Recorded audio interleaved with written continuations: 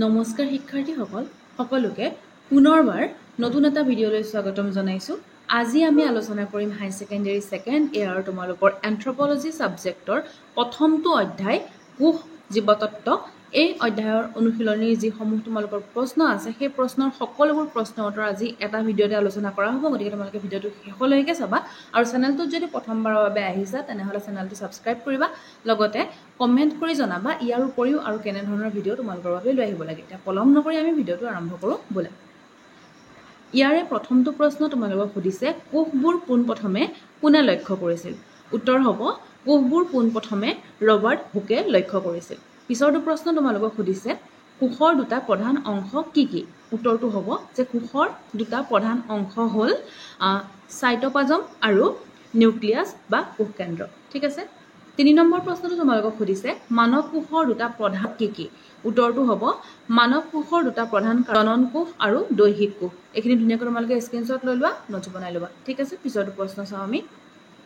ইয়াৰ পিছৰ প্ৰশ্নটো তোমালোকক 4 নম্বৰ প্ৰশ্নটো সুধিছে কোষৰ সংজ্ঞা দিয়া। গতিকে তোমালোকে উত্তৰত লিখিব পাৰা যে লয় আৰু চেইকেভিটজৰ মতে A cell is the smallest unit of the fundamental structure and function of all living organism which is capable of independent existence and self-reproduction of a suitable environment. এটুকে অসমীয়াত দিয়া হৈছে, তোমালোকে স্ক্ৰীনশ্বট লৈ লোৱা, ধুনীয়াকৈ লিখি ল'বা। এইটো মুখস্থ কৰিব লাগিব।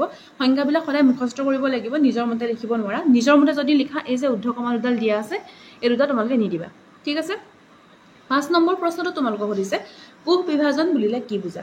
উত্তৰ তোমালোকে লিখিব পাৰা যি প্ৰক্ৰিয়াৰে জীৱদেহৰ কোষ বিভাজিত হৈ সিহঁতৰ অনুৰূপ অপত্য কোষৰ সৃষ্টি কৰে তাক কোষ বিভাজন বুলি কোৱা হয়। ঠিক আছে, বুজি পাইছা নিশ্চয়? স্ক্ৰীনশ্বট লৈ লোৱা, নোটছ বনাই ল'বা।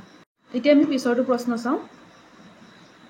6 নম্বৰ প্ৰশ্নটো তোমালোকক সুধিছে কোষ বিভাজনৰ ধাৰণা পোনপ্ৰথমে কোনে দাঙি ধৰিছে? তোমালোকে উত্তৰত লিখিব পাৰা যে কোষ বিভাজনৰ ধাৰণা পোনপ্ৰথমে 1840 চনত হফমেষ্টাৰে দাঙি ধৰিছিল। ঠিক আছে। ইয়াৰ পিছত 7 নম্বৰ প্ৰশ্নটো সুধিছে মাইটোচিছ কোষ বিভাজনৰ স্তৰ কেইটা? মাইটোচিছ বিভাজনৰ স্তৰ হৈছে 4টা। ক্ৰমোজম শব্দটো প্ৰথমতে কোনে বৰ্ণনা কৰিছিল? কোনে বৰ্ণনা কৰিছিল? ষ্টেউছবাৰ্জাৰে বৰ্ণনা কৰিছিল 1875 চনত। ঠিক আছে। 9 নম্বৰ প্ৰশ্নটো আমি চাওঁ। 9 নম্বৰ প্ৰশ্নটো তোমালোকক সুধিছে মানৱ শৰীৰত থকা ক্ৰমোজমৰ সংখ্যা কিমান? 46ডাল। তাৰপিছতে 10 নম্বৰ প্ৰশ্ন সুধিছে ক্ৰমোজমত থকা প্ৰটিনৰ 2 প্ৰকাৰৰ নাম লিখা। 2 প্ৰকাৰৰ প্ৰটিন আছে, সেই 2 প্ৰকাৰৰ প্ৰটিনৰ নাম লিখিবলৈ দিয়া হৈছে। উত্তৰ তোমালোকে লিখিব পাৰা হিষ্টন আৰু অহিষ্টন প্ৰটিন। 11 নম্বৰ প্ৰশ্ন সুধিছে জিন শব্দটো কি শব্দৰ পৰা আহিছে? উত্তৰ তোমালোকে লিখিব পাৰা জিন শব্দটো জিনমৰ পৰা আহিছে। ঠিক আছে, স্ক্ৰীনশ্বট লোৱা, এইখিনিত বুজাবলগীয়া একো নাই, গতিকে তোমালোকে স্ক্ৰীনশ্বট লৈ এনেকৈ লিখি ল'বা। ইয়াৰ পিছত 12 নম্বৰ প্ৰশ্ন। 12 নম্বৰ প্ৰশ্নটো তোমালোকক কৈছে মানৱ কোষ এটাৰ চিত্ৰ অংকন কৰি ইয়াৰ বিভিন্ন অংশসমূহ দেখুৱাবলৈ দিয়া হৈছে। গতিকে তোমালোকে এনেধৰণে মানৱ কোষ এটা আঁকি পেলাই তোমালোকে এনেকৈ বিভিন্ন ধৰণে তোমালোকে এনেকৈ অংশসমূহ দেখুৱাব পাৰা। ঠিক আছে, এটা দি দিয়া আছে, স্ক্ৰীনশ্বট লৈ লোৱা ধুনীয়াকৈ। এনেদৰে তোমালোকে বৰ্ণনা কৰিব পাৰিবা চিত্ৰত। ইয়াৰ পিছতে 13 নম্বৰ প্ৰশ্ন। 13 নম্বৰ প্ৰশ্নটো তোমালোকক মাইটোচিছৰ কোষ বিভাজনটো বৰ্ণনা কৰিবলৈ দিছে। গতিকে তোমালোকে উত্তৰত এইখিনি ধুনীয়াকৈ লিখিবা, স্ক্ৰীনশ্বট লৈ লোৱা। মই ইমানখিনি পঢ়ি নাথাকোঁ, ভিডিঅ'টো বহুত দীঘল হৈ যাব, গতিকে ইমানখিনি পঢ়ি নাথাকোঁ। আৰু তোমালোকে কমেণ্ট বক্সত কমেণ্ট কৰি জনাবা দ্বিতীয় অধ্যায়ৰ ভিডিঅ' তোমালোকক লাগে নে নালাগে। ঠিক আছে, যদি দ্বিতীয় পাঠৰ ভিডিঅ'টো লাগে, দ্বিতীয় অধ্যায়ৰ ভিডিঅ'টো লাগে, কমেণ্ট বক্সত লিখি জনাবা, মই লৈ আহিম। আৰু আমি এটা এটাকৈ ছাবজেক্টৰ ভিডিঅ' ইতিমধ্যে দিয়ে আছোঁ। এডুকেশ্যনৰ সম্পূৰ্ণ ভিডিঅ' দিয়া হৈছে, তোমালোকে সেইসমূহ চাব পাৰিবা। এতিয়া লজিক এণ্ড ফিলচফি ভিডিঅ' দিবলৈ ষ্টাৰ্ট কৰিছোঁ, সেয়াও তোমালোকে চাব পাৰিবা। বিহুৰো ভিডিঅ' দিয়া আছে, বিভিন্ন ছাবজেক্টৰ ভিডিঅ' দিয়া আছে, সেইসমূহ তোমালোকে আমাৰ চেনেলত চাই ল'ব পাৰিবা। সেইখিনি তোমালোকৰ লিংকবোৰ ডেছক্ৰিপশ্যন বক্সৰ লগতে এণ্ড স্ক্ৰীনতো লগাই দিয়া হ'ব, গতিকে তোমালোকে সেইসমূহ চাই ল'ব পাৰিবা। এইখিনি স্ক্ৰীনশ্বট লৈ ল'লা নহয়? এতিয়া ইয়াৰ ভাগখিনি স্তৰ, আদ্য স্তৰ, মধ্য স্তৰ, উপান্ত স্তৰ আৰু অন্ত স্তৰৰ ওপৰতো দিয়া হৈছে। আৰু এই স্তৰকেইটাকো ধুনীয়াকৈ ব্যাখ্যা কৰা হৈছে। এইখিনি ধুনীয়াকৈ ব্যাখ্যা কৰা হৈছে, স্ক্ৰীনশ্বট লৈ লোৱা। এইখিনিত বুজাই থাকিবলগীয়া একো ইমান নাই, পঢ়িলে ধুনীয়াকৈ বুজি পাবা, বুজি পোৱা ধৰণে লিখা হৈছে।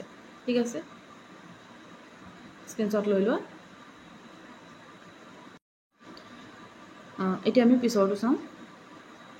ইয়াৰ পিছত 14 নম্বৰ প্ৰশ্ন। 14 নম্বৰ প্ৰশ্নত তোমালোকক সুধিছে মাইটোচিছ আৰু মিঅ'চিছ কোষ বিভাজনৰ মাজত থকা যিটো পাৰ্থক্য, সেই পাৰ্থক্যটো দেখুৱাবলৈ দিছে। গতিকে তোমালোকে উত্তৰত লিখিব পাৰা, এইখিনিতো প্ৰথমতে লিখিয়ে ল'ব লাগিব। তাৰপিছত 1 নম্বৰ দি লিখিব পাৰা যে মাইটোচিছ প্ৰক্ৰিয়াৰে জীৱৰ দেহ কোষ বিভাজিত হয় আনহাতে মিঅ'চিছ প্ৰক্ৰিয়াৰে জীৱৰ প্ৰজনন কোষ বিভাজিত হয় তাৰপিছত 2 নম্বৰটো তোমালোকে লিখিব পাৰা যে মাইটোচিছ কোষ বিভাজনৰ ফলত জীৱৰ দেহকোষ বৃদ্ধি হয় আনহাতে মিঅ'চিছ কোষ বিভাজনৰ ফলত জীৱৰ প্ৰজনন কোষ বৃদ্ধি হয় তাৰপিছত তোমালোকে 3 নম্বৰটোত লিখিব পাৰা মাইটোচিছত এটা কোষ এবাৰ বিভক্ত হৈ দুটা অপত্য কোষৰ সৃষ্টি কৰে আনহাতে মিঅ'চিছত এটা কোষ দুবাৰ বিভক্ত হৈ চাৰিটা অপত্য কোষৰ সৃষ্টি কৰে ঠিক আছে এইখিনি স্ক্ৰীনশ্বট লৈ লোৱা তোমালোকে লিখি ল'বা ইয়াৰ উপৰিও আৰু অলপমান দিয়া হৈছে এইখিনি তোমালোকে ধুনীয়াকৈ লিখি ল'বা স্ক্ৰীনশ্বট লৈ লোৱা 4 নম্বৰটো দিছে 4 নম্বৰটো তোমালোকে লিখিব পাৰা যে মাইটোচিছ সমৰূপী ক্ৰমজমবোৰে জোৰা নাপাতে আনহাতে মিঅ'চিছ সমৰূপী ক্ৰমজমবোৰে কি কৰে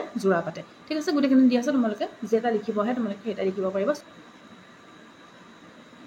9টা দিয়া হৈছে তোমালোকক ঠিক আছে 9টাৰ ভিতৰত তোমালোকে যিমান যোনকেইটা মানে সহজ পোৱা বা তোমালোকে মুখস্থ ৰাখিব পাৰা মুখস্থ ৰাখানে বুজিয়ে লোৱা তোমালোকৰ ওপৰত নিৰ্ভৰ কৰিব তোমালোকে যোনকেইটা সহজ পোৱা সেইকেইটাই ধুনীয়াকৈ মনত ৰাখি ল'বা ঠিক আছে আমি পিছৰটো চাওঁ ইয়াৰ পিছত ক্ৰমজম এটাৰ বিভিন্ন অংশবোৰৰ চিত্ৰৰ সহায়ত দেখুৱাবলৈ দিয়া হৈছে এটা দেখুওৱা হৈছে তোমালোকে আখৰবোৰ বুজি পাইছা নাই বাৰু কমেন্ট বক্সত লিখি পেলাই জনাবা যদি বুজি পোৱা নাই পিছৰ যেতিয়া মানে যদি চেপ্টাৰ ভিডিঅ' লাগে আনো তেতিয়া এই ফটোখন মই ধুনীয়াকৈ দিবলৈ চেষ্টা কৰিম ঠিক আছে কিন্তু ধুনীয়াকৈ চাই লোৱা স্ক্ৰীনশ্বট লৈ লোৱা লিখি ল'বা ইয়াৰ পিছতে 16 নম্বৰ প্ৰশ্ন 16 নম্বৰ প্ৰশ্নত ক্ৰমজমৰ বিভিন্ন ভাগসমূহৰ বৰ্ণনা কৰিবলৈ দিয়া হৈছে ইয়াতে প্ৰথমতে এই কোনটো লিখি ল'ব লাগিব তাৰপিছত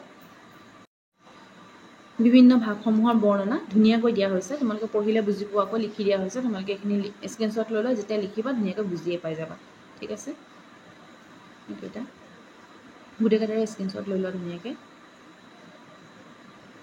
তাৰপিছত 17 নম্বৰ প্ৰশ্ন 17 নম্বৰ প্ৰশ্ন তোমালোকক সুধিছে নিউক্লিক এচিড কে প্ৰকাৰৰ আৰু কি কি উত্তৰ তোমালোকে লিখিব পাৰা নিউক্লিক এচিড দুই প্ৰকাৰৰ সেয়া হ'ল ডিঅক্সিৰাইবো নিউক্লিক এচিড আৰু ৰাইবো নিউক্লিক এচিড ঠিক আছে ইয়াৰ পিছত আছে 18 নম্বৰ প্ৰশ্ন তোমালোকক সুধিছে কোষৰ আকাৰ কেনে ধৰণৰ উল্লেখ কৰিবলৈ দিয়া হৈছে গতিকে তোমালোকে উত্তৰত লিখিব পাৰা যে কোষসমূহৰ আকাৰ সৰু হয় সেয়েহে বেছিভাগ কোষে খালি চকুৰে মনিব নোৱাৰি অনুবীক্ষণ যন্ত্ৰৰ সহায়তহে চাব পাৰি আমি কোষবোৰ চকুৰে মনিব নোৱাৰো ঠিক আছে এই ধুনীয়াকৈ দিয়া হৈছে যে কোষৰ আকাৰ বিভিন্ন ধৰণৰ হ'ব পাৰে তাৰপিছত এইখিনি গোটেইখিনি দিয়া হৈছে যে কোষৰ আকাৰ কোষবিলাকৰ কাৰ্যকমনিকাৰ লগতো জড়িত হয় কিছুমান কোষ যেনে তেজৰ লিউকোচাইট আৰু এমিবা ইত্যাদি কোষৰ আকাৰ সলনি হ'ব পাৰে গোটেইখিনি দিয়া হৈছে তোমালোকে স্ক্ৰীনশ্বট লৈ লোৱা ধুনীয়াকৈ লিখি ল'বা ইয়াৰ পিছত 19 নম্বৰ প্ৰশ্নত তোমালোকক সুধিছে মাইটোচিছ আৰু মিঅ'চিছ শব্দ দুটা কোনে প্ৰথমে ব্যৱহাৰ কৰিছিল উত্তৰ তোমালোকে লিখিবা যে ফ্ৰেমিঙে 1882 চনত মাইটোচিছ আৰু জে.বি. ফাৰ্মাৰ আৰু মোৰে কি কৰিছিলে 1905 চনত মিঅ'চিছ শব্দ দুটা ব্যৱহাৰ কৰিছিল ঠিক আছে 20 নম্বৰ প্ৰশ্ন তোমালোকক সুধিছে ক্ৰমজম শব্দটোৰ অৰ্থ লিখি বা ক্ৰমজম শব্দটোৰ অৰ্থ লিখিবলৈ দিয়া হৈছে গতিকে তোমালোকে লিখিব পাৰা যে ক্ৰমজম শব্দটোৰ অৰ্থ হ'ল ক্ৰোমা মানে ৰং আৰু সুমা মানে হৈছে শৰীৰ ঠিক আছে ইয়াৰ পিছত 21 নম্বৰ প্ৰশ্ন তোমালোকক সুধিছে উৎসেচক শব্দটো কোন প্ৰথমে কোনে প্ৰয়োগ কৰিছিল ফ্ৰেডৰিক উইলহেল্ম ব্যৱহাৰ কৰিছিল ঠিক আছে ইয়াৰ পিছতে আমি পিছৰ প্ৰশ্ন চাওঁ 22 নম্বৰ প্ৰশ্ন আৰু এইটো শেষৰটো প্ৰশ্ন গতিকে তোমালোকক আকৌ এবাৰ কৈছো যে তোমালোকে ভিডিঅ'টোত লাইক কৰিবা তোমালোকৰ পৰা লাইকসমূহে আমাক ভিডিঅ' বনাবলৈ উৎসাহিত কৰে গতিকে আমিতো কিবা এটাৰ পৰা উৎসাহ পাব লাগিব ভিডিঅ' বনাবলৈ আমিতো জানিব লাগিব যে তোমালোকক প্ৰয়োজন হৈছে আমি কেনেকৈ গম পাম তোমালোকে যেতিয়া কমেণ্ট কৰিবা লাইক কৰিবা তোমালোকে যেতিয়া শ্বেয়াৰ কৰিবা তোমালোকে কিমান শ্বেয়াৰ কৰা কিমান নকৰা সেইবোৰ আমি মানে ইউটিউবত গম পাই যাওঁ মানে শ্বেয়াৰ কিমান হৈছে গতিকে তোমালোকে যেতিয়া শ্বেয়াৰ কৰিবা তোমালোকে যেতিয়া লাইক কৰিবা কমেণ্ট কৰি জনাবা তেতিয়া আমিও গম পাওঁ যে এইটো ভিডিঅ' এওঁলোকক বা ষ্টুডেণ্টক প্ৰয়োজন আছে বা এইটো ছাবজেক্টৰ ষ্টুডেণ্ট আছে গতিকে তেনেকৈ আমি চাই পেলাই ভিডিঅ'বোৰ আনো গতিকে ষ্টুডেণ্ট যদি আছে যদি তোমালোকে বিচৰা তেতিয়াহ'লে আৰু ভিডিঅ' লৈ অহা হ'ব এইটো ছাবজেক্টৰ বেলেগবোৰ চেপ্টাৰৰ গতিকে সেইকাৰণে কৈছোঁ তোমালোকে শ্বেয়াৰ কৰিবা কমেণ্ট কৰিবা আৰু লাইক কৰিবা ঠিক আছে আৰু চেনেলটো ছাবস্ক্ৰাইব কৰি ৰাখিবা আৰু 22 নম্বৰ প্ৰশ্নটো তোমালোকক উৎসেচকৰ কাৰ্যসমূহ বৰ্ণনা কৰিবলৈ দিয়া হৈছে উত্তৰটো তোমালোকে এনেকৈ বৰ্ণনা কৰিব পাৰা যে উৎসেচকবিলাক সকলো পৰিস্থিতিতে দেখা পোৱা যায় সুচাৰুৰূপে চলিবৰ বাবে সকলো জীৱিত জীৱসমূহক উৎসেচকৰ প্ৰয়োজন হয় ৰাসায়নিক গুণসমূহ জানিবৰ বাবে দেখা যায় যে উৎসেচকসমূহ প্ৰাকৃতিকভাৱে উৎপাদিত এবিধ প্ৰটিন আৰু ইয়াৰ মূল কাৰ্য হ'ল ৰাসায়নিক প্ৰক্ৰিয়াটো দ্ৰুত গতিলৈ ৰূপান্তৰ কৰা তেনেকৈ লিখি পেলাই তোমালোকে এইখিনি গোটেইখিনি ধুনীয়াকৈ লিখি ল'ব পাৰা স্ক্ৰীনশ্বট লৈ লোৱা ধুনীয়াকৈ মই ইমানখিনি পঢ়ি নাথাকোঁ আৰু এইখিনি তোমালোকে স্ক্ৰীনশ্বট লৈ নোটছ বনা এতিয়া পৰা নোটছ বনাই পেলাই ধুনীয়াকৈ পঢ়া পৰীক্ষা সকলোৰে ভাল হ'ব তেতিয়া ঠিক আছে পৰীক্ষাৰ দিনাখন এটা ভিডিঅ' গৈ পেলাই পৰীক্ষা দিম বুলি এটা ভিডিঅ' চাই পেলাই পৰীক্ষা দিম বুলি নাভাবিবা তোমালোকে এতিয়াৰ পৰাই প্ৰস্তুত হোৱা ঠিক আছে প্ৰস্তুতি চলাই নিয়া এতিয়াৰ পৰাই তাৰপিছত এইকেইটা তোমালোকে স্ক্ৰীনশ্বট লৈ লোৱা শক্তি উৎপাদন আহৰণ পাম প্ৰতিৰক্ষা আৰু নিৰ্মূলন কোষ নিয়ন্ত্ৰণ এইখিনি স্ক্ৰীনশ্বট ধুনীয়াকৈ লৈ লোৱা এইখিনি হৈছে শেষ এতিয়া ভিডিঅ'টো শেষ হৈছে এতিয়া আৰু তোমালোকে ভিডিঅ'টো ইমানলৈকে যে চাইছা সেইবাবে তোমালোকক বহুত বহুত ধন্যবাদ